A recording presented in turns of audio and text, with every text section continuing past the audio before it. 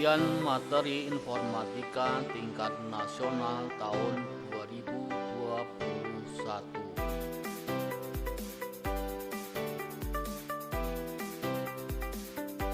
Assalamualaikum warahmatullahi wabarakatuh.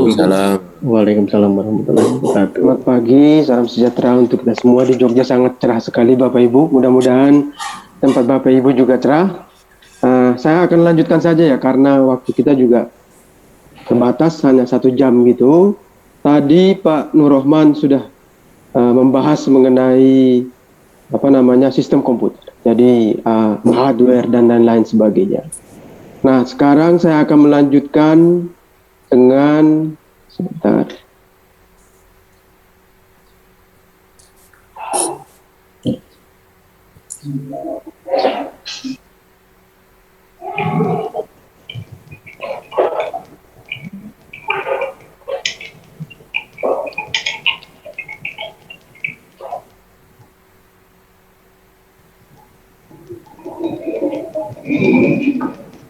Bapak Ibu sudah bisa melihat layar saya? Belum Pak, Belum Pak. Kok aneh ya?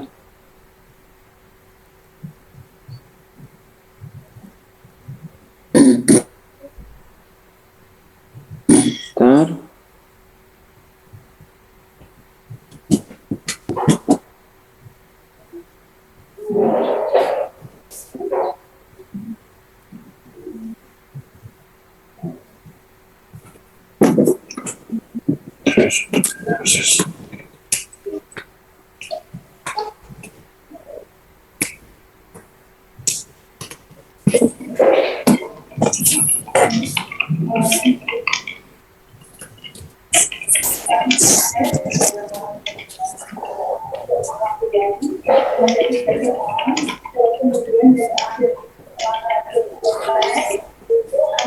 Oh, saya tidak mengerti menggunakan Zoom ternyata. Bentar.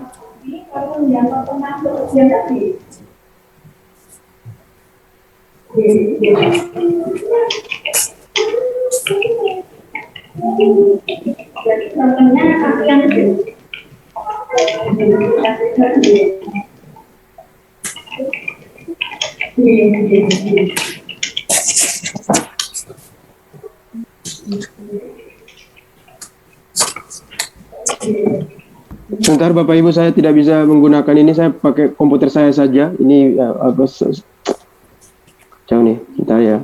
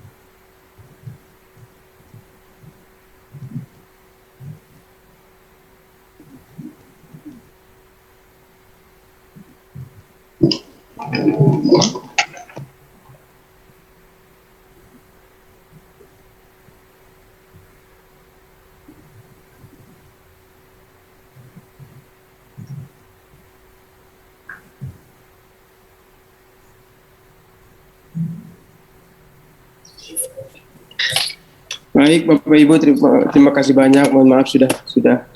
Terima kasih banyak menunggu. Maaf tadi ada kesalahan teknis. Saya ternyata tidak bisa menggunakan tab saya. Sekarang sudah bisa melihat ya Bapak Ibu? Ya, bisa. Pak. Oke, Baik, siap. saya akan mulai saja. Nah, tadi Pak Nur Rahman mendiskusikan mengenai hardware, mengenai sistem komputer. Saya sekarang akan memberikan sebuah topik mengenai multitasking. Jadi multitasking itu adalah bagian dari sistem operasi. Apa itu yang terjadi sekarang? Yang terjadi adalah begini, serumit yang telah kita lihat tadi, hardware yang ada dan lain-lain sebagainya, itu sangat sulit sekali untuk mengorganisasikannya kalau kita harus langsung berhadapan dengan hardware tersebut. Tidak ada harapan kita. Bahkan banyak sekali error yang mungkin terjadi dan lain-lain sebagainya. Oleh karena itu, kita membutuhkan sebuah software yang akan melingkupi, ya, nama istilahnya itu biasanya disebut dengan enkapsulasi, mengenkapsulasi hardware yang tadi itu, dan kemudian memberikan cara bagi kita, ya untuk usernya untuk mengaksesnya secara mudah. Mohon maaf, Bapak.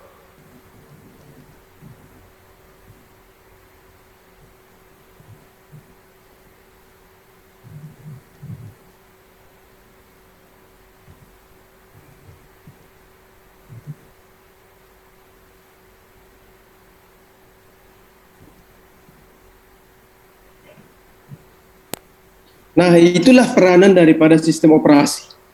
Jadi sistem operasi itu adalah software yang dibangun oleh perusahaan tertentu untuk mengenkapsulasi hardware. Hardware itu kalau kita perhatikan itu tentu saja sangat beragam, dibentuk oleh perusahaan yang berbeda dan lain-lain sebagainya, dan mereka itu haruslah bisa bekerja sama satu sama lain. Sedemikian sehingga memudahkan bagi kita, bagi user untuk mengakses hardware tersebut. Ya. Nah, sistem operasi sendiri itu merupakan topik yang sangat luas, Bapak Ibu. Tapi kalau saya melihat di buku pegangan yang disusun oleh Pak Wahyono dan kawan-kawan, di situ ada topik kecil mengenai multitasking. Oleh karena itu saya ingin fokus ke multitasking saya, tidak membicarakan mengenai sistem operasi secara keseluruhan. Karena kalau kita membicarakan itu, ya di tempat kami saja, itu memerlukan 3 SKS perkuliahan, dan tidak mungkin saya menceritakannya dalam 1 jam. Baik, Bapak Ibu, kita lanjutkan.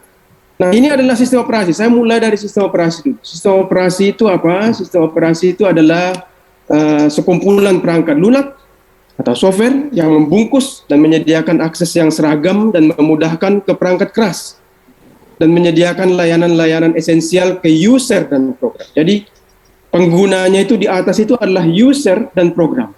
Program itu adalah yang Anda jalankan di komputer Anda masing-masing. Karena itu sistem operasi adalah antarmuka, interface. Jadi interface antara kita sebagai pengguna dengan hardware yang sangat rumit yang tadi. Ya. Nah, kemudian sistem operasi itu menyediakan banyak sekali layanan kepada user dan program tadi. Ada layanan manajemen proses, manajemen input-output, manajemen file, komunikasi, jaringan, security dan lain-lain sebagainya, banyak sekali feature-feature dan kemudian layanan yang disediakan oleh sistem operasi di atas perangkat keras atau hardware yang dia lingkupi. Nah, fokus kita pada pertemuan ini, pada topik ini adalah pada manajemen proses.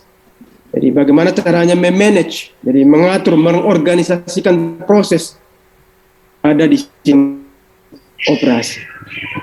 Nah, fungsi utama dari layanan manajemen proses adalah menjalankan program. Itu utamanya, tugasnya itu sebetulnya itu. Jadi kalau Bapak Ibu menggunakan komputer, menggunakan laptop, menggunakan smartphone dan sebagainya, fungsi utama daripada sistem operasi yang berjalan di situ itu adalah menjalankan program, mengeksekusi program. Ada program yang Bapak Ibu miliki, apps dan lain-lain sebagainya gitu ya. Itu dijalankan, dieksekusi. Apa itu artinya dieksekusi? Dieksekusi itu artinya dibawa ke memori dan kemudian dieksekusi instruksi-instruksinya oleh CPU. CPU tadi sudah dijelaskan oleh Pak Nur Rahman. Ya. program itu pastinya adalah sesuatu yang statis atau bahasa mesin dan lain-lain sebagainya, atau executable file dan seterusnya. Ketika program tersebut berjalan, kita menyebutnya dengan proses. Nah, prosesnya sesuatu yang berjalan. Baik, jadi ini konteksnya Bapak Ibu. Jadi konteks dari pembicaraan kita. Nah, multitasking adalah salah satu fitur penting pada layanan manajemen proses dari sistem operasi yang modern. Hampir semua sistem operasi yang modern itu memiliki fitur ini. Kalau ada orang yang membangun sistem operasi tanpa dilengkapi dengan fitur ini, biasanya kalah, tidak akan dipakai, tidak akan ada orang yang ingin menggunakannya.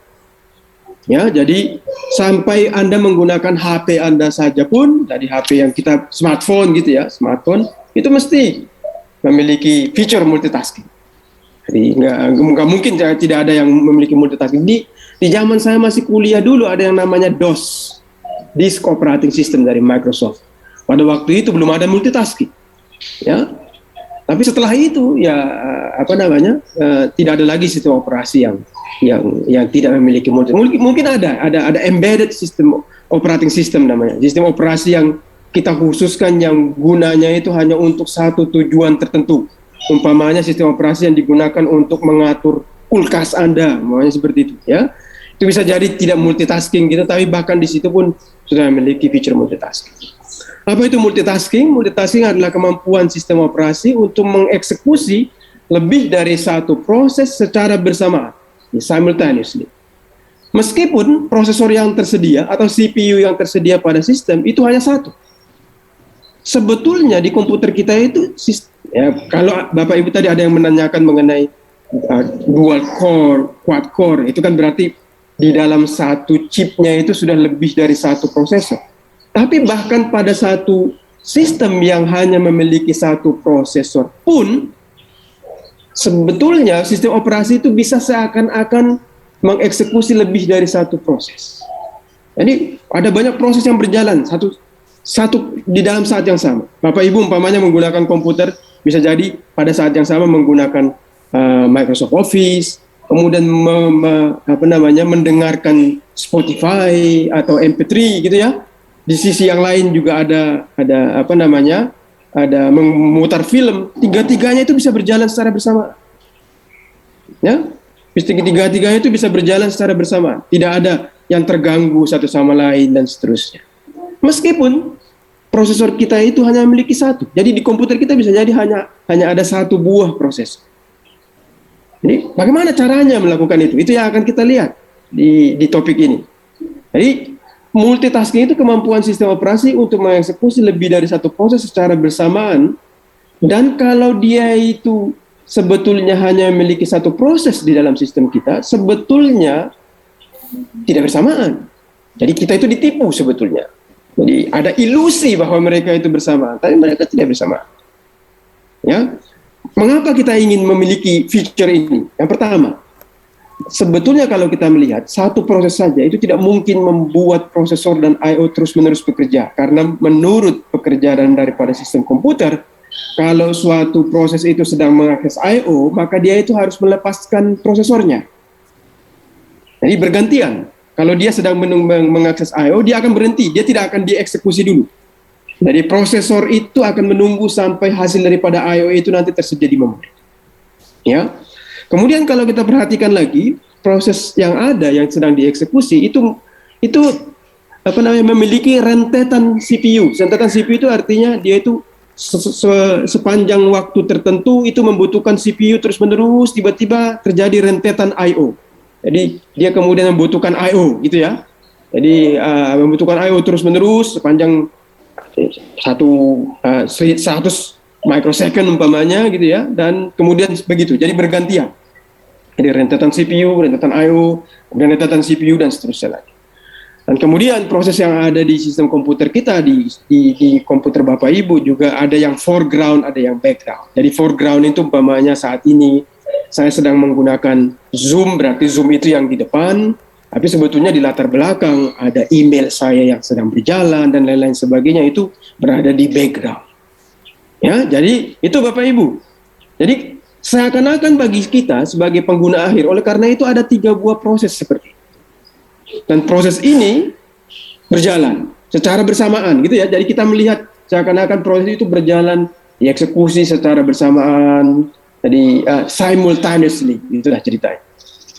Tapi sebetulnya itu menipu, itu ada ilusi gitu ya. Apalagi kalau komputer kita hanya ada 1 buah CPU di dalam. Baik. Nah, mekanisme yang digunakan untuk mengimplementasikan multitasking. Jadi multitasking itu adalah konsep kemampuan bahwa sistem komputer kita atau sistem operasi kita dapat mengeksekusi lebih dari 1 buah proses pada saat yang bersamaan. Mekanismenya itu disebut dengan microprogramming. Itu yang akan saya jelaskan selanjutnya. Ya, jadi microprogramming. Apa itu microprogramming? Microprogramming itu mudah Bapak Ibu.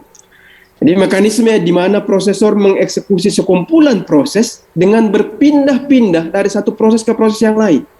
Jadi sebetulnya tadi, meskipun kelihatannya bagi manusia mereka itu berjalan secara bersamaan, ya, secara bersamaan, sebetulnya tidak. Pada satu waktu tertentu, prosesor kita itu hanya bisa mengeksekusi 1 proses. Tidak mungkin dia mengeksekusi lebih dari 1 proses. Ya, kecuali kalau Anda menggunakan lebih dari 1 buah prosesor tentu saja. Tapi kan umumnya kita memiliki hanya 1 buah proses. Oleh karena itu, prosesor kita tuh akan melompat-lompat dari satu pekerjaan ke pekerjaan yang lain, berpindah-pindah dari satu proses ke proses yang lain. Jadi dalam umpamanya di contoh yang saya perlihatkan di sini, pertama-tama dia akan mengeksekusi proses yang nomor 2, kemudian lanjutkan ke proses 1, balik lagi ke proses 2, ke proses 3, ke proses 1 lagi, dan seterusnya dan seterusnya. Nah, perpindahan itu sedemikian cepat. Jadi waktu responsnya itu sangat cepat sehingga manusia tidak bisa melihatnya. Apa artinya manusia tidak bisa melihatnya? Manusia itu lamban, Bapak Ibu. Ya, lamban itu kenapa? Karena daya penglihatan kita umpamanya hanya bisa melihat kira-kira 50 kali dalam 1 detik. Jadi 50 Hz. Di bawah itu kita sudah tidak bisa membedakan lagi suara dan lain sebagainya. Sementara prosesor itu bermain di level 1 instruksi dalam 1/1 miliar detik. Jadi oleh karena itu bisa jadi proses yang 2 yang digambar yang di sini ini dieksekusi selama 100 mikrodetik. Itu berarti sudah ribuan, puluhan ribu instruksi yang dilakukan di situ, dia berpindah. Nah, Bapak Ibu tidak akan bisa melihatnya karena kita sebagai manusia terbatas indera kita. Nah, perpindahan sedemikian cepat itu memberi ilusi paralelisme. Jadi seakan-akan proses yang ada itu berjalan secara paralel. Ya. Pertanyaannya adalah bagaimana caranya kita memilih satu di antara sekumpulan? Tadi kan sekumpulan, namanya dalam kasus ini namanya ada 3. Jadi pemilihan salah satu di antara sekumpulan proses yang akan dieksekusi oleh prosesor itu dilakukan oleh penjadwal CPU. Jadi, atau disebut juga dengan CPU scheduler. CPU scheduler itu adalah sebuah komponen daripada sistem operasi, bagian dari manajemen proses.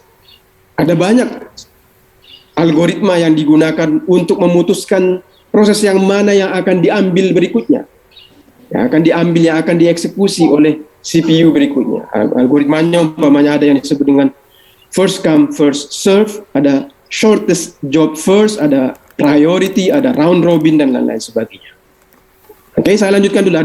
Ada yang raise hand gitu, saya akan tanggapi di akhir saja Bapak Ibu.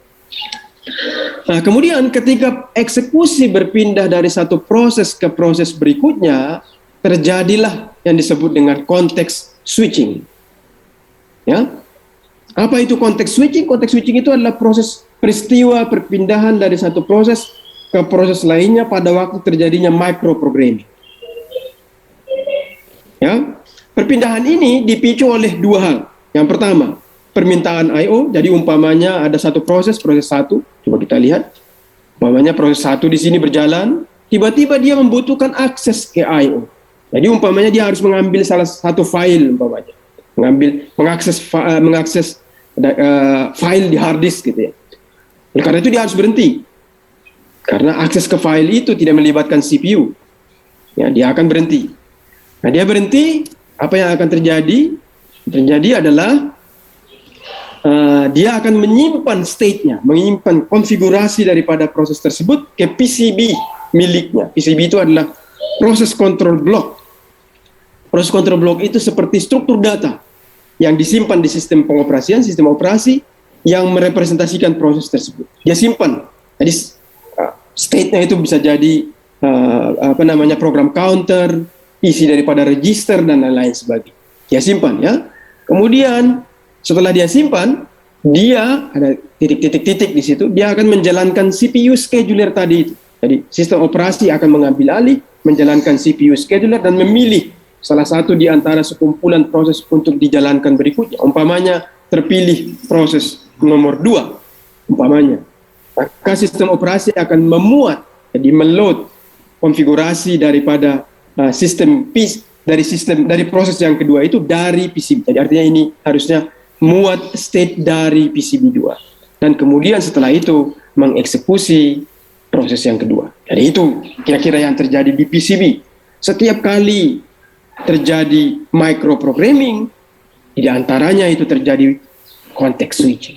Inilah yang terjadi di context switching.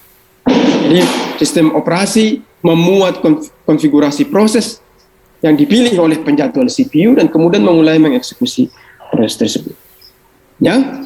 Kemudian kalau kita perhatikan PCB itu berarti menyimpan konfigurasi atau konfigurasi atau state daripada suatu proses. Konfigurasi dari proses tersebut berubah-ubah sepanjang daur hidupnya. Daur hidup dari proses tersebut. Saya ingin membicarakan di akhir dari pertemuan kita ini mengenai daur hidup daripada suatu proses. Daur hidup itu ketika proses program Bapak Ibu itu dijalankan, dia itu memiliki daur hidup. Ya. Jadi daur hidup dari suatu proses dimulai ketika dia masuk ke antrian eksekusi. Nah, ini yang paling penting Bapak Ibu. Itu namanya antrian siap eksekusi. Jadi, ya, ready queue namanya kalau dalam bahasa ini. Antrian siap eksekusi. Jadi proses itu ketika Bapak Ibu umpamanya double klik atau di tap umpamanya di smartphone, maka dia itu akan dieksekusi. Pertama kali dia dieksekusi, dia akan dimasukkan ke antrian siap eksekusi. Jadi di dalam antrian itu ada antrian, ada beberapa proses. Salah satu di antaranya nanti akan dipilih, ya, dipilih untuk dijalankan oleh CPU. Siapa yang akan memilih? Tadi sudah kita sebutkan, penjadwal CPU. Penjadwal CPU itu yang akan memilih salah satu di antara anggota daripada antrian siap eksekusi. Nah, kalau dia sudah terpilih, dia memperoleh CPU, akses ke CPU. Nah, karena itu instruksi-instruksi daripada proses tersebut dieksekusi, ada beberapa kemungkinan yang terjadi. Kemungkinan yang pertama, dia selesai. Nah, sudah, kalau sudah selesai ya sudah keluar. Jadi program Bapak Ibu umpamanya selesai dieksekusi, ya, sudah langsung keluar dari program tersebut, atau bisa terjadi yang lain. Yang kemungkinan yang kedua adalah bahwa dia itu melakukan permintaan I/O. Jadi proses yang sedang dieksekusi itu ingin mengakses I/O. Maka yang terjadi adalah dia akan masuk ke antrian I/O, karena I/O sendiri bisa jadi memiliki antrian. Jadi bisa jadi ada beberapa proses yang ingin mengakses I/O yang sama pada satu saat yang sama. Jadi Bapak Ibu bisa jadi menggunakan banyak program, dan program itu ingin mengakses hard disk pada saat yang sama bisa. Nah, setelah masuk ke antrian nanti akan terpilih salah satu di antara mereka, diberikan I/O. Kalau sudah selesai mengakses I/O, balik lagi ke antrian siap eksekusi. Atau bisa juga terjadi alokasi waktu yang diberikan kepada proses tersebut habis. Seperti saya sebutkan tadi, jadi CPU itu berpindah dari satu proses ke proses yang lain dengan sangat cepat sekali. Ya, dan biasanya yang dilakukan itu adalah sistem operasi itu akan mengalokasikan slot waktu yang kecil kepada masing-masing proses. Ukurannya itu umpamanya 100 mikrosecond. Mikrosecond loh Bapak Ibu, bukan milisecond. 100 mikrosecond, kemudian berpindah lagi dan seterusnya dan seterusnya. Jadi alokasi waktu yang diberikan itu sudah habis. Kalau sudah habis akan diambil alih kembali oleh sistem operasi dan proses yang bersangkutan masuk kembali ke antrian siap eksekusi. Dan ada kemungkinan-kemungkinan yang lain tetapi tidak begitu relevan bagi diskusi kita pada saat ini. Jadi oleh karena itu fokus kita pada saat ini adalah pada antrian siap eksekusi. Ya, jadi antrian siap eksekusi itulah yang selalu menjadi tempat kembali. Jadi begitu proses itu melakukan sesuatu yang lain selesai, nanti dia akan kembali lagi menunggu giliran di antrian siap eksekusi. Ini menggambarkan daur hidup dari suatu proses secara sederhana. Jadi baik Bapak Ibu, mungkin itu yang bisa saya sampaikan, jadi tidak banyak. Ya, jadi saya ingin fokus saja karena kalau saya melihat dari buku yang dibentuk oleh rekan-rekan di Kemendikbud itu juga hanya fokus kepada multitasking, dan fokus kita tadi itu adalah memperkenalkan konsep mengimplementasikan sesuatu yang seakan-akan berjalan secara bersamaan atau simultan, tapi sebetulnya tidak, dilakukan dengan berpindah-pindah sangat cepat. Ini sepertinya bisa Bapak Ibu nanti demonstrasikan kepada siswa untuk memperoleh untuk memberikan pengertian yang lebih yang konseptual kepada mereka. Baik Bapak Ibu, mungkin itu yang bisa saya sampaikan. Terima kasih banyak. Assalamualaikum warahmatullahi wabarakatuh. Kita masih punya waktu Bapak Ibu. Waalaikumsalam warahmatullahi wabarakatuh. Izin Pak Reza bertanya. Tadi kayaknya Pak Aan dulu Pak. Tadi awal tadi Pak Aan. Pak Aan itu koneksinya ini deh. Silakan kalau begitu. Oke, baik. Bintoro Pak dari Jakarta. Ini Pak Reza, pertanyaan saya. Ketika antriannya itu semakin menumpuk, apakah ini yang menyebabkan terjadinya sebuah komputer itu hang atau not responding? Oke. Bentar ya Pak ya. Oke Pak. Itu salah satu penyebabnya Pak. Ya, jadi itu salah satu penyebabnya. Bentar, saya kok nggak share-nya tadi mana ya? Saya balik lagi dulu ke sini. Bapak Ibu sudah bisa melihat ya? Sudah. Jadi itu salah satu penyebabnya Pak. Jadi kalau umpamanya pada saat yang sama, Bapak Ibu umpamanya mengeksekusi banyak sekali program pada saat yang sama. Nah, sebetulnya kalau program yang dieksekusi itu banyak tetapi masih muat di memori, itu biasanya tidak menjadi masalah. Meskipun nanti pelan, tapi dia pelan saja, masih jalan, gitulah ceritanya. Ya, jadi masuk ke antrian eksekusi ini, di sini ternyata ada, sebetulnya Bapak Ibu kita jadi menganggap di antrian ini bisa jadi hanya ada kira-kira 10, bukan Pak, ratusan di sini. Ada banyak proses yang tidak Bapak Ibu kenali yang ada di situ. Jadi sebagai contoh, kalau kita menjalankan browser sekarang ya, Chrome umpamanya, Chrome itu tidak hanya terdiri dari satu proses, ada banyak subproses ya, bisa jadi puluhan subproses daripada browser. Di sistem operasi sendiri juga banyak proses-proses yang lain. Jadi bisa jadi di antrian siap eksekusi ada ratusan proses. Nah, kalau mereka semua itu meskipun banyak, mereka itu masih akan masih mendapatkan waktu. Karena apa? Karena prosesor Bapak Ibu itu cepat sekali. Hitungannya itu 1 miliar operasi dalam 1 detik. Itu prosesor yang sudah ketinggalan zaman itu sekarang. Kalau sekarang itu sudah ada sampai 2,3 miliar operasi dalam 1 detik. Kalau saat masing-masing kita berikan 10 mikrodetik saja, itu masih ratusan ribu masih bisa kita handle dalam 1 detik. Jadi, kalau mereka semua itu dialokasikan memori yang cukup, maka mereka itu pelan, tetapi tidak akan terjadi deadlock, tidak akan terjadi hang. Apa yang mengakibatkan hang? Yang mengakibatkan hang biasanya seperti ini Bapak Ibu. Memorinya sudah tidak cukup.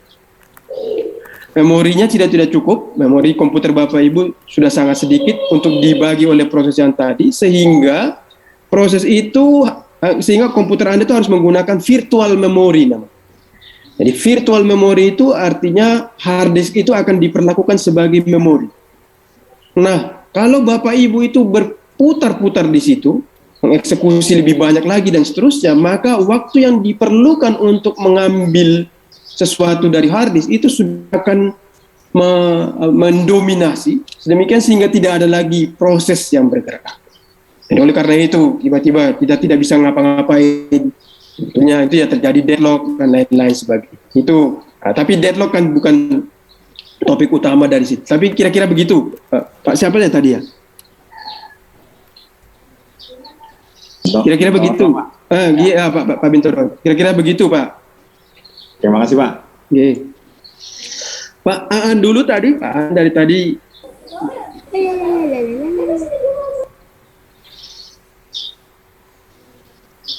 Silakan, Pak.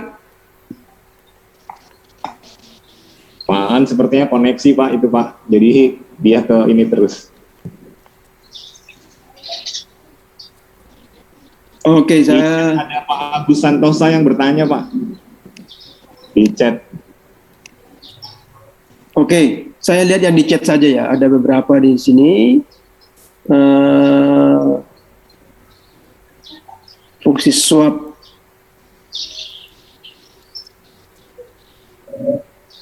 Sebentar. Tolong dijelaskan hubungan RAM dengan kecepatan multitasking. Wah, tadi saya sebetulnya sudah saya jelaskan juga. Jadi RAM semakin banyak semakin bagus tentu saja itu ya. Artinya kalau semua proses yang ada di antrian siap eksekusi itu muat di memori Bapak Ibu, maka nggak akan ada masalah. Semuanya akan cepat. Gitu ya. Tapi begitu proses yang ada di antrian siap eksekusi tidak muat di memori. Jadi banyaknya proses itu membutuhkan lebih banyak tempat dibandingkan dengan memori yang tersedia, maka multitasking itu akan tersendat. Karena perpindahan dari satu proses ke proses yang lain akan lama jadi. Ketika kita berpindah dari satu proses yang sedang dieksekusi, itu dimatikan dulu. Nah, karena memorinya tidak cukup, bisa jadi yang setelah dia dimatikan harus disimpan dulu ke hard disk. Itu kan lama itu. Bayangannya Bapak Ibu adalah register itu kalau kecepatannya kita anggap 1, maka memori itu kira-kira kecepatannya itu 10. Hard disk itu kecepatannya 1000, Bapak Ibu. Kecepatan bukan kecepatannya ya, waktu yang dibutuhkan maksud saya. Ya, waktu yang dibutuhkan untuk melakukan sesuatu. Jadi hard disk itu oleh karena itu 1000 kali lebih pelan dibandingkan dengan satu instruksi yang ada di prosesor. Jadi oleh karena itu kalau RAM-nya cukup, maka multitasking itu bisa terjadi dengan cepat. Itu ya, Bapak Ibu. Kemudian di atas ada swap dan lain-lain sebagainya. Ini kayaknya tidak begitu relevan, Bapak Ibu sebetulnya, gitu ya. Jadi sistem operasi, Bapak Ibu, pokoknya sistem operasi itu pikirannya itu adalah bahwa dia itu adalah software. Software yang ada di atas hardware, itu saja. Jadi kalau Anda menggunakan komputer, ada Microsoft Windows, itu software, ya, itu sistem operasi. Ada Mac, terus kemudian ada Android, gitu ya, ada iOS dan seterusnya, itulah sistem operasi. Nah, sistem operasi itu bisa jadi ada yang melekat dengan hardware-nya langsung, nggak bisa kita ubah-ubah, ya. Jadi sebagai contoh, kalau Anda punya AC, umpamanya AC itu punya sistem operasi kecil, sistem operasi embedded namanya, yang ditanam langsung di dalam hardware-nya. Yang seperti itu bisa jadi beberapa orang menyebutkannya sebagai firmware, yang nggak apa-apa. Oleh karena itu ada beberapa orang yang menyebutkan firmware itu tidak ada hubungan, sama saja dengan sistem operasi, tapi sebetulnya tidak juga. Ya, tapi di halayak ramai kita biarkan saja. Oke. Kemudian tadi ada yang bertanya mengenai superkomputer. Bapak Ibu, yang saya bicarakan tadi itu, fokus saya adalah pada multitasking dan microprogramming. Nah, jadi mungkin kelihatannya saya menekankan bahwa prosesornya hanya satu. Tidak. Sistem operasi yang modern bisa menghandle lebih dari satu buah prosesor. Mac saya ini umpamanya memiliki 2 buah prosesor di dalam chip yang sama. Nah, kalau ada 2 buah prosesor seperti itu bagaimana? Wah, kalau itu lebih bagus lagi.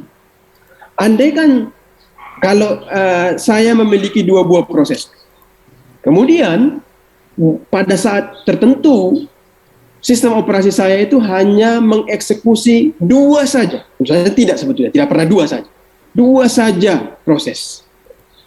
Maka sistem operasi akan sangat pintar untuk memberikan kedua buah proses tersebut ke 2 buah prosesor yang berbeda. Sehingga pada dalam kasus ini mereka itu berjalan secara paralel. Nah, ini murni paralel namanya. Jadi bukan ilusi paralel seperti tadi yang saya jelaskan di awal. Ini murni, yaitu paralel. Ini pure paralel. Tapi tidak mungkin terjadi seperti saya menyebutkan tadi, proses yang ada di antrian siap eksekusi itu ada ribuan Bapak Ibu. Nah, oleh karena itu kalau ada ribuan, Bapak Ibu memiliki 16 prosesor pun tetap saja masing-masing prosesor itu masih harus melakukan microprogramming. Ya, jadi masih harus melakukan microprogramming. Jadi tadi Bapak menanyakan proses microprogramming atau hardware-nya kah yang memiliki peranan? Dua-duanya Pak, dua-duanya. Jadi sistem operasi yang modern itu sudah bisa menghandle multi-processing dan multi-programming pada saat yang sama. Seperti saya sebutkan, tidak mungkin proses satu dalam sistem operasi itu hanya ada 2 atau 3 proses, ada ribuan, dan oleh karena itu kalau ribuan mau dibagi ke 1632 prosesor pun masih masing-masing prosesor itu masih sibuk melakukan microprogramming. Mengenai multitasking sebetulnya tidak begitu ada hubungannya dengan GUI, Pak. Tidak harus GUI. Bagi contoh seperti saya sebutkan tadi, tidak harus berbasis GUI, asal sistem operasi gitu ya. Jadi bisa terjadi multitasking dan multiprogramming. Di GUI biasanya ada konsep mengenai foreground dan background. Foreground itu adalah yang Bapak Ibu lihat pada saat ini. Jadi yang berhadapan langsung dengan kita di interface-nya. Tentu saja biasanya yang berhadapan langsung dengan kita di interface itu diberi waktu yang lebih besar oleh sistem operasi. Karena dia itu harus responsif. Dia itu haruslah secepat mungkin berinteraksi dengan usernya. Jadi bisa jadi ya dia itu diberi alokasi waktu tadi ini. Alokasi waktu ini lebih luas oleh sistem operasi. Ya. Nah, jadi tapi yang ada di belakang pun yang tidak berbasis GUI, umpamanya kita menggunakan Kita menggunakan command from kalau di Microsoft Windows atau shell kalau di Linux dan seterusnya, itu juga termasuk. Ya, itu juga termasuk. Itu adalah proses juga. Proses yang akan di manage oleh manajemen proses, dimasukkan ke antrian siap eksekusi, dan seterusnya. Kemudian yang berikutnya, ini meningkatkan kinerja komputer. Ini sebetulnya lebih relevan dengan Pak Nur Rahman tadi gitu ya. Dua-duanya menurut saya. Ya, artinya gini, kalau memorinya itu sudah cukup besar sehingga setiap kali kita bekerja tidak pernah kurang, ya nggak usah menambah memori lagi, nggak ada gunanya. Tetapi hard disk yang bagus, yang lebih cepat, itu akan lebih optimize. Seperti saya sebutkan tadi, bisa jadi kalau kita menggunakan solid state disk, bisa jadi tidak lagi 1000 kali lebih lambat, gitu ya, mungkin 100 kali lebih lambat jadinya. Tapi ya tidak bakalan mendekati kecepatan daripada memori. Kemudian Android itu tidak menggunakan embedded system, Bapak Ibu. Android itu ya sistem operasi yang besar itu, Bapak Ibu. Ya, jadi kita tidak mengkategorikannya sebagai embedded system gitu. Embedded system itu ya di kulkas dan lain sebagainya. Di sesuatu yang ditanam. Ditanam itu biasanya artinya kita tidak memiliki akses lagi ke dia menggunakan user interface. Ya, kita tidak menggunakan user interface. Baik, tadi Pak Aan dari tadi masih belum selesai juga. Silakan Pak.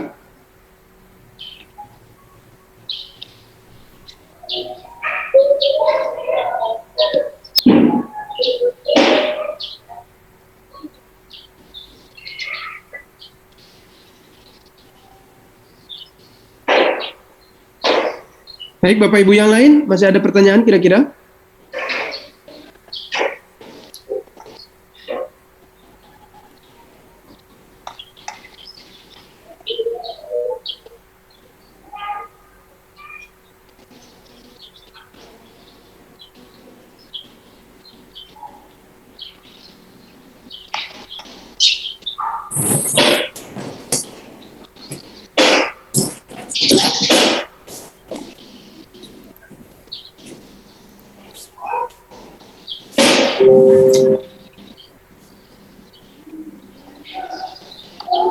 Oke, yang Bapak Ibu yang lain?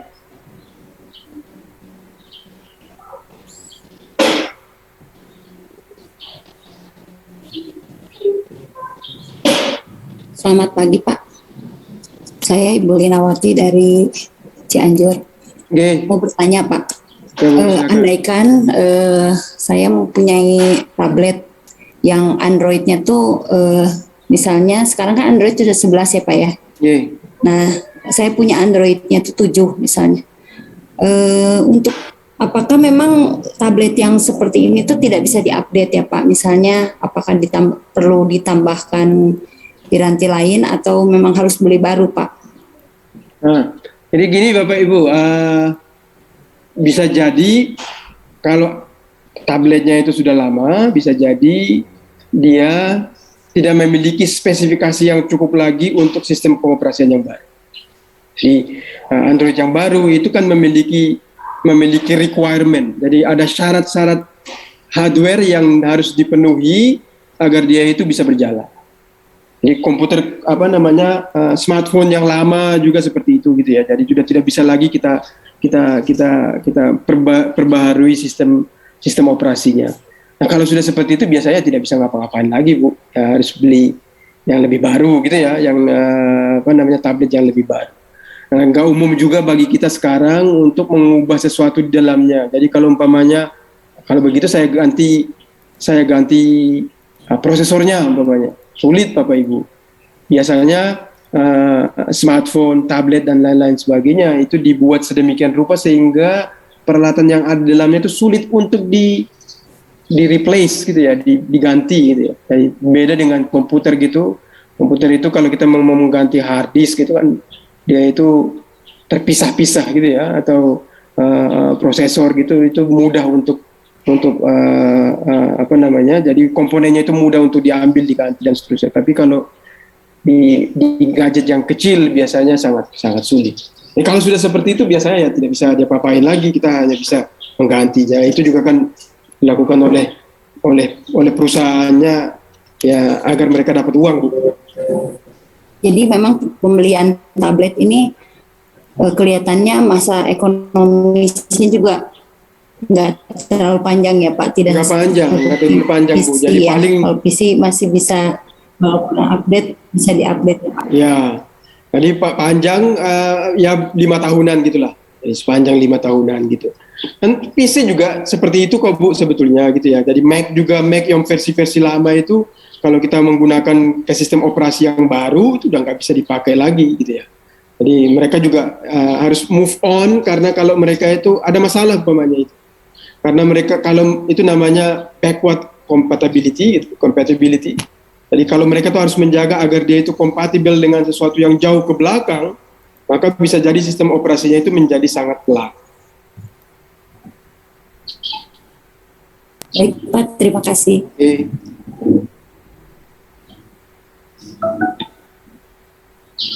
Bagi Bapak Ibu yang lain, apalagi kira-kira? Tadi sudah saya jelaskan ya, RAM, prosesor, microprogramming dan seterusnya. Tanya Pak Reza. Oke. Pak Agus Santosa, ya. Melihat kecenderungan bahwa akhirnya laptop Apple bisa diinstal Windows, apakah kedepannya akan ada kecenderungan single OS? Oh, menurut saya tidak Pak. Tidak ya. Jadi justru keragamannya itu membuat pilihan menurut saya.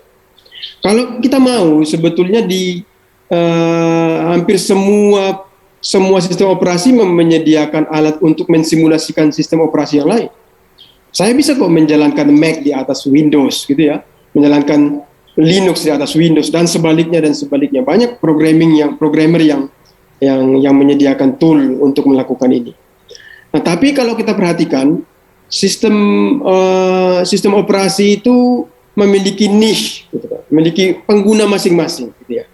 Saya umpamanya menggunakan Mac karena apa? Karena bagi saya convenient. Saya awalnya dulu adalah pengguna Linux, oleh karena itu sangat convenient bagi saya untuk pada hakikatnya Mac itu bisa melakukan apa saja yang saya lakukan di Linux, dan tambahannya dia itu sangat stabil, umpamanya gitu ya. Dan hampir tidak ada yang harus saya lakukan mengenai virus umpamanya.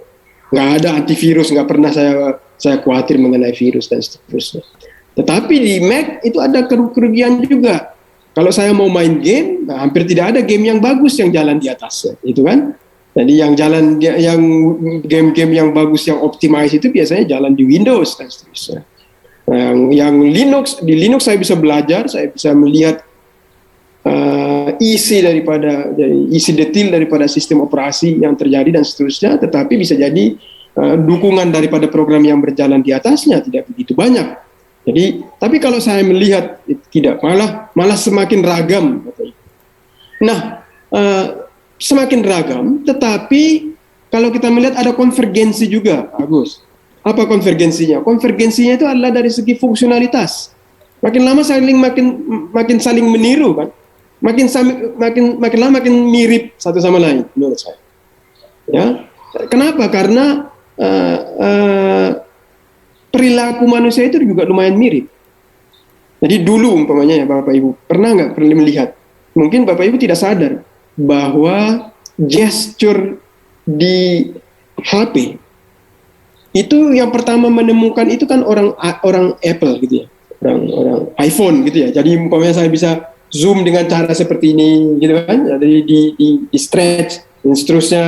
Itu mungkin Bapak Ibu menganggap bahwa itu adalah sesuatu yang trivial gitu ya.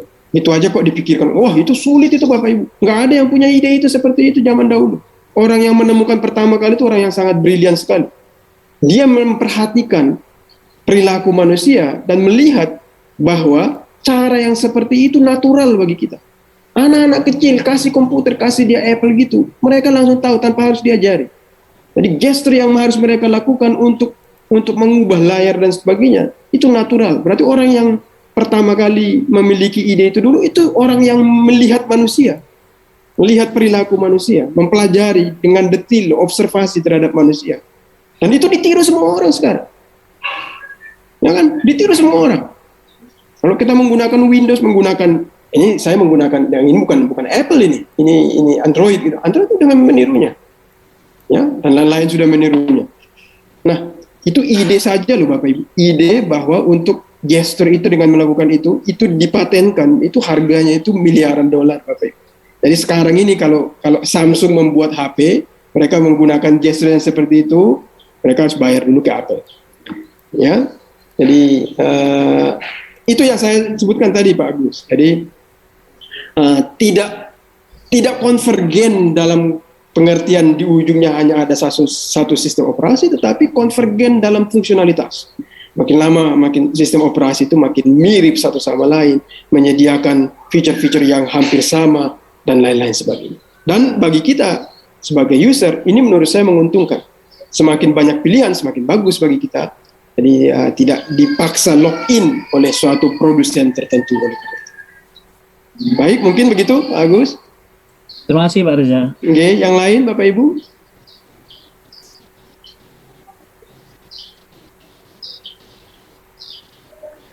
Saya tadi ada yang menanyakan lagi mengenai blue screen, deadlock. Sebetulnya deadlock itu permasalahan yang lain ya Bapak Ibu di sistem operasi ya. Saya tadi menyebutkan menghubungkan deadlock tadi itu hang gitu ya, blue screen gitu dengan antrian dengan proses yang terlalu banyak di sistem antrian. Sebetulnya tidak benar juga. Deadlock itu terjadi begini Bapak Ibu. Deadlock itu terjadi kalau banyak proses memegang resource itu sumber daya itu bisa jadi I/O, CPU dan sebagainya, dan saling memegang, nggak mau melepas, tapi mereka itu saling membutuhkan, sehingga terjadi circle, sehingga terjadi siklus.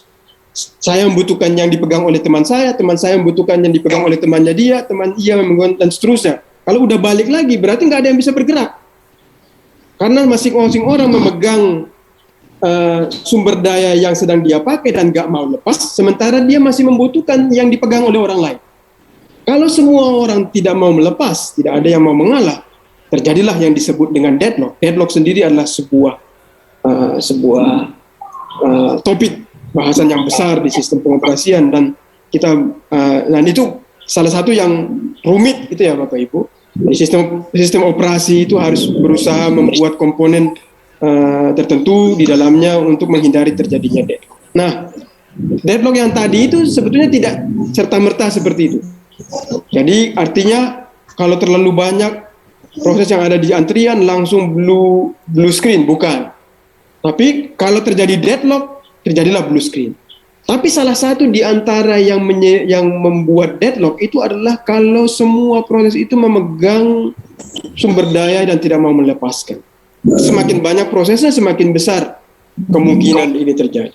Jadi semakin banyak proses yang ada di antrian siap eksekusi, ya semakin banyak. Ya, termasuk tadi itu juga ya, termasuk penggunaan daripada virtual memory. Baik, masih ada lagi Bapak Ibu? Ada di chat itu Pak, pertanyaan. Tadi ada yang menanyakan di banyak antrian ini sudah. Ada apakah di BIOS ada pengaturan untuk microprogramming? Tidak ada Pak. Microprogramming itu diatur oleh sistem pengoperasian, bukan firmware gitu ya. Tapi sistem operasi yang akan mengaturnya. Degree daripada microprogramming biasanya tidak lagi diberikan langsung ke user. Kita tidak bisa men-tune atau mengkonfigurasikannya. Di Linux kita bisa melakukan itu. Di beberapa Linux kita bisa mengaturnya gitu ya, mengatur umpamanya berapa waktu yang dialokasikan dan seterusnya. Tapi di Windows, di Mac gitu kita dilarang, dihalangi oleh sistem operasi untuk melakukan itu. Kemudian mengenai RAM bisa digunakan untuk USB flash disk, ya bisa Pak. Jadi bisa menggunakan USB flash bisa, tapi ya sama saja. Ini yang disebut dengan virtual memory, dan ini akan sangat pelan, Bapak. Jadi karena nanti kalau prosesnya itu di load ke RAM yang tadi itu, dan ketika dia itu dieksekusi, itu pada akhirnya mengeksekusi dengan menggunakan akses ke flash disk. Meskipun flash disk itu relatif cepat gitu, tetapi dia itu dibandingkan dengan memori masih sangat lama sekali.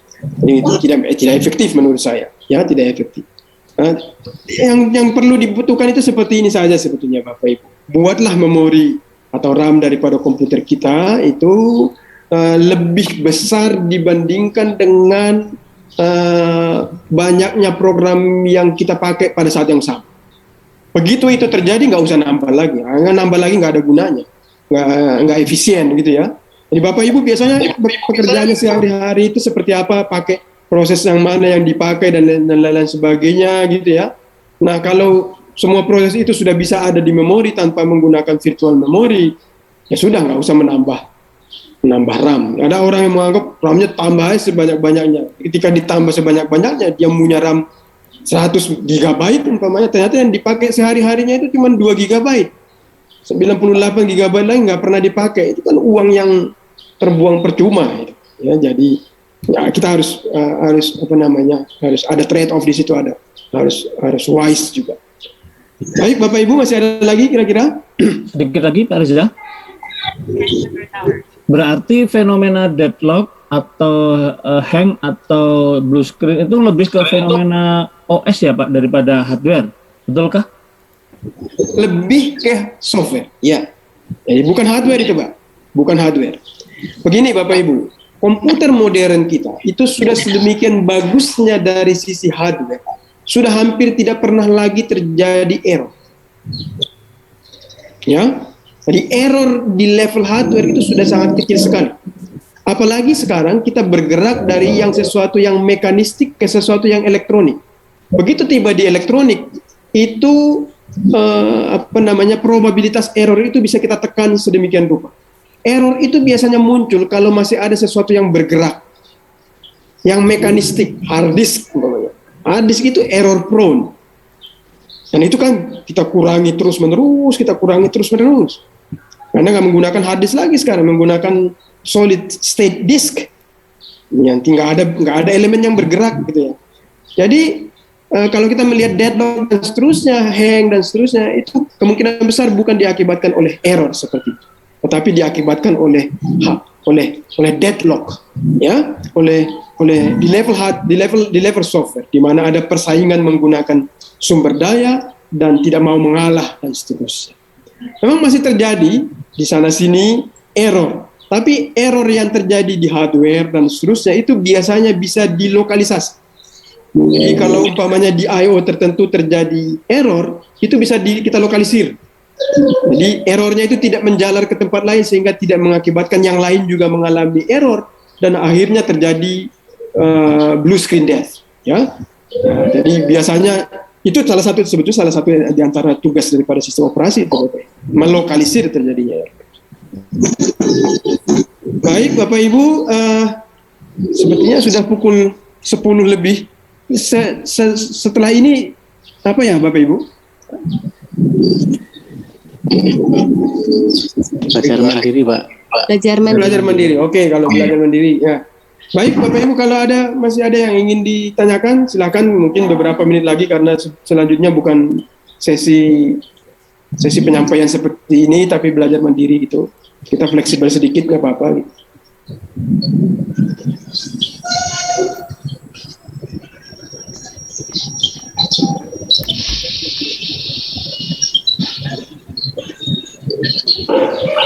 Baik, sudah nggak ada lagi Bapak Ibu.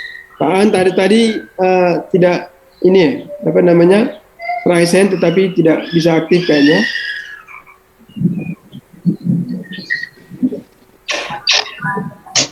Misi Pak mau minta pendapatnya nih Pak. Oke, siapa ya Pak? Pak Dani Pak dari Cianjur. Oke, silakan Pak. Sekarang ini ya yang baru-baru ini muncul itu di dunia apa ya, smartphone gitu ya Pak, ada tentang RAM yang ditambahin gitu. Beberapa vendor sudah bisa menambahkan RAM gitu ya Pak. Dia menambahkan RAM dengan mengambil kapasitas dari internal storage-nya. Ya. Apakah itu sama juga dengan sistem yang diterapkan oleh di PC ya Pak? Kan di Windows itu ada virtual RAM juga ya. Ya, virtual memory. Ya, mirip dengan itu Pak. Di Linux juga ada yang swap kalau nggak salah ya Pak. Ya. Nah benar, itu jadi ya kalau menurut Bapak itu kan secara kecepatan kan sangat jauh ya Pak, kecepatan RAM dengan kecepatan akses dari kalau kita ngambil dari internal storage gitu ya Pak. Ya. Apakah itu akan berpengaruh banyak atau enggak? Terima kasih Pak. Oke, gini Pak. Yang pertama begini, di handphone seperti itu biasanya kan memorinya itu sebetulnya sudah lumayan besar tapi masih kurang. Ya, terus kemudian ada yang menambahkan RAM. Jadi media penyimpan sementara yang diakses oleh prosesor dari internal storage. Internal storage biasanya kalau kita menggunakan HP sekarang itu bukanlah dalam bentuk hard disk, tetapi SSD gitu ya. Jadi solid state yang relatif lebih cepat itulah. Seperti saya sebutkan tadi, kalau hard disk biasa itu 1000 kali, solid state itu bisa jadi 100 kali lebih lamban gitu ya, tapi berarti kan sudah 10 kali lebih cepat itu dibandingkan dengan hard disk. Nah, kalau pertanyaannya adalah apakah akan lebih lama, lebih lamban? Ya benar lebih lamban, tapi kan kadang-kadang kita nggak begitu peduli karena yang kita perlukan itu adalah saya harus punya memori yang cukup gitu ya. Jadi lamban sedikit tapi mesti lebih lamban, nggak ada caranya tidak lebih lamban. Nah, bisa jadi tidak lamban terus-menerus karena begini. Karena daerah memori yang dipakai oleh proses yang lain itu kan bisa jadi memang memori yang sesungguhnya. Nanti yang akan dialokasikan ke internal storage yang digunakan sebagai memori ini adalah proses tertentu. Jadi oleh karena itu kita merasakan ketika kita mengakses proses itu baru dia pelan. Nah, ini juga terjadi di komputer juga. Tapi itu sama dengan yang tadi ini ya, yang ditanyakan oleh Pak Handra ini. Ya, jadi mengenai RAM ya bisa menggunakan USB flash disk itu sebetulnya mekanismenya sama dengan yang dilakukan oleh teman-teman di situ. Ya, mungkin mereka melakukan itu karena tidak ada harapan gitu. Jadi adalah kalau kita memiliki membeli smartphone namanya ya. Saya ingin menyebutkan tolong dong ditambah memorinya, hampir nggak bisa. Kecuali dari awal sudah beli dulu. Ya, sudah beli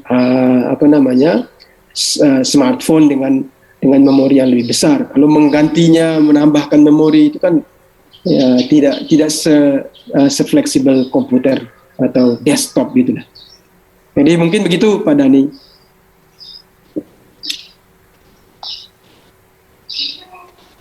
Baik, Bapak Ibu, masih ada lagi kira-kira? Oke, kalau tidak ada sampai di sini dulu pertemuan kita.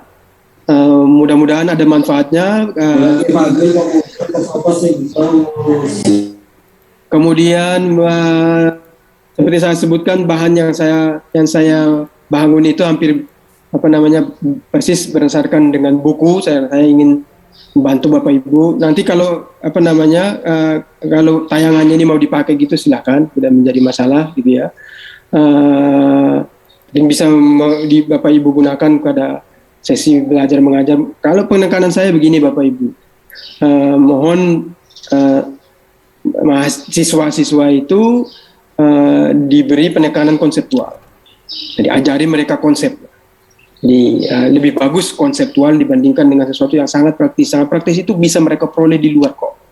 Bisa mereka peroleh dari majalah, dari bacaan yang menyenangkan dan seterusnya. Yang konseptual seperti tadi itu ada paralelisme semu gitu ya. Jadi bagaimana cara membangun paralelisme semu itu dan seterusnya, itu kan bisa jadi tidak mereka temukan di luar.